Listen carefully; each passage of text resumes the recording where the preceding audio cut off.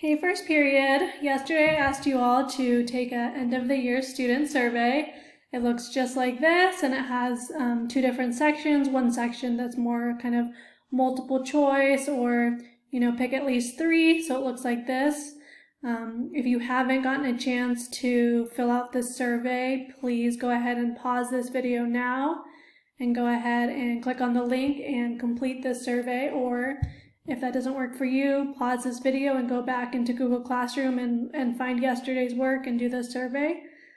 Again, the first half of this survey was related to all of your 7th grade classes, so Ms. Lehman, Ms. Carrier, Mr. Cafferly, Mr. Leal, Ms. Carrier, all your teachers.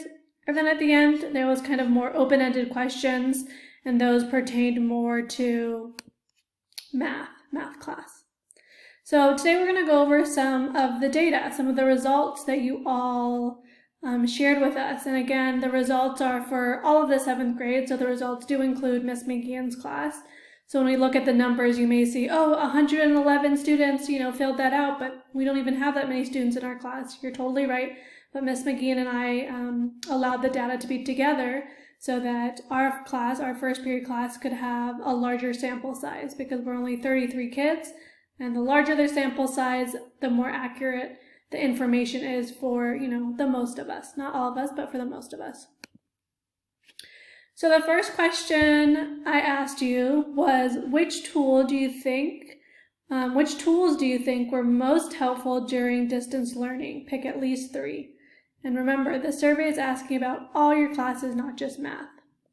So when I look at this, a couple things I see are that Edpuzzle was most helpful. It looks like teacher-guided videos like this one were also helpful. Half of you said Khan Academy was helpful, and also BrainPop or even Office Hours. So the way that Google Forms decided to show this data was to use what's called a bar graph. So you can see down here on the bottom, there's different increments of numbers. So this is going by 20, so 0, 20, 40, 60. So this kind of gives us an idea of how much, if we wanted to estimate, if we didn't have all these numbers over here, we could estimate about how many students responded in that way, or responded to that topic. So for example, if we take a look at BrainPop, you can see that 48 students out of the 111 responses we got said that BrainPop was helpful during this distance learning. And so how we change that into a percentage is that we want to take the whole sample space, which is 111, and we're going to take the students, 48 students who said BrainPop was helpful, and we're going to use division. So we're going to divide the top number, the numerator, by the denominator, the bottom. So we're going to divide 48 by 111, and that's going to give us 0.432. Now, to change this into a decimal, or into a percent, we are going to multiply it by 100, because all percentages are out of 100. When we multiply it by 100, which is another way of saying moving the decimal point 2 places to the right, we're going to get 43.2%. So 43.2% of you enjoyed BrainPop and thought that was helpful. So now I'd like you to try that for Edpuzzle. So for Edpuzzle, I've hidden the percentage of you that thought that was helpful. So again, now using the total sample space, 111 responses, and the number of students, 56, that said Edpuzzle was helpful, go ahead and find the percentage of students in 7th grade that found Edpuzzle helpful. Remember, look at the BrainPop note over here if you forgot how to do it.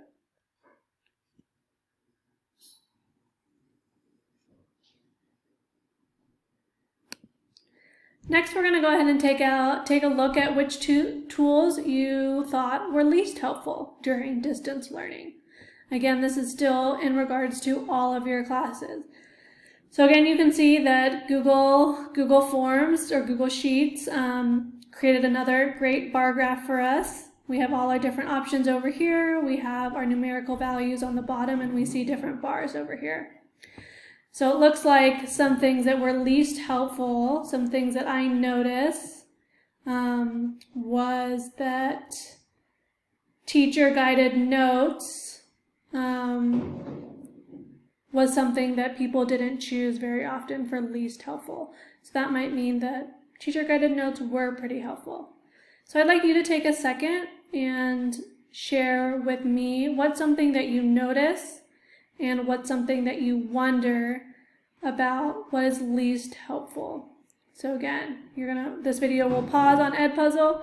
You are going to write a notice sentence, so I notice, and then you're going to write a wonder sentence, I wonder, so 2 sentences.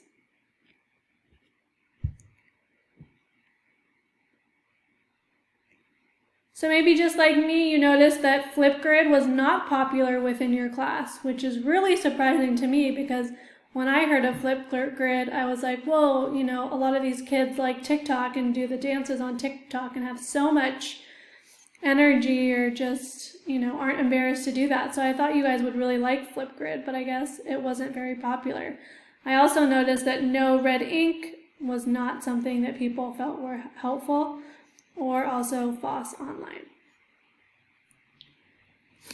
So next we asked you a series of questions dealing with your 4 core classes that had to deal with how long did it take you to complete each class. The goal really was to have teachers present a lesson that was about 30 minutes or less, hopefully. So in English, we asked how long it took you to complete English assignments on a daily basis. And it says how many students answered that they spent 30 to 45 minutes on their English work. So again, we had 0 to 15, which is this blue section, 15 to 30, which is the red section. This orange section is the 30 to 45 minutes, which we're going to talk about in just a second. And then we have this green portion, which is 45 to 60 minutes, and this purple portion, which is more than 60 minutes. So if we want to figure out how many students answered that they spent 30 to 45 minutes on English work, we need to ask ourselves, what is 48.6% of 111? So right now we're given the percentage, but not the amount of students. So we're interested in what is 48.6% of 111 students. So first we can turn our percentage into a decimal, and we can do that by dividing by 100, because again, decimals are always out of 100. So once we divide this by 100, we're going to get 0.486. Again, dividing by 100, also you can move the decimal 2 places to the left. Once I do that, I can now multiply that amount by the total sample space, or the total amount of students who answered the survey. So that's 111, and that is going to give me 54 students. So 54 of you said, about half of you, said that your English work took 30 to 45 minutes on a daily basis. You guys also did the same thing with your history class and your math class. What is something that you notice, and what's something that you wonder when looking at these 2 pie charts?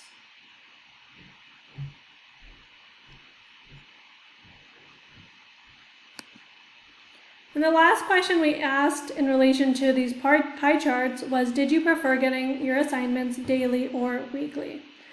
So it looks like about half of you, maybe a little bit more than half, decided that weekly was better for you for whatever reason. There was 16.2% of you said daily, and about a third of you didn't have much of a preference for whether it was daily or it was weekly. Again, maybe the 7th grade team will take this into consideration for next year if we have to do some kind of distance learning, but who knows? Again, every teacher has a different preference, and different groups of students also have a different preference, but this is great, feedback for us in terms of what worked well and maybe what didn't work so well. The next 2 questions, second to last question was, what was the most challenging thing for you during distance learning? So again, presented as a bar graph. So it looked like many of you, 60% of you, felt overwhelmed by the number of assignments that there were. while some of you had internet or technology issues, or this 40% is that it was challenging not having someone like a peer or a friend or the teacher next to you being able to help. And we're going to end on a positive note, which is, when did you feel most successful during distance learning? Many of you said that when I got positive feedback from a teacher, so maybe that was, your grade in Aries, or if I commented back on your HyperDoc or some other thing, or maybe it was on the rubric for your Unit 7 final project. A lot of people said that when they got help from someone, so that's also great that you're still using each other, right, as resources, because you guys are your best teachers, right? We're there for you as well, but you all are you're more likely to listen to each other than listen to us adults, unfortunately. So anyways, we wanted to take a second to go over some of the data, and hopefully that was helpful to kind of see how your classmates and how Miss McGeehan's students as well answered these different questions. But anyways, this is the last video for this year. You'll have one smaller assignment on Thursday.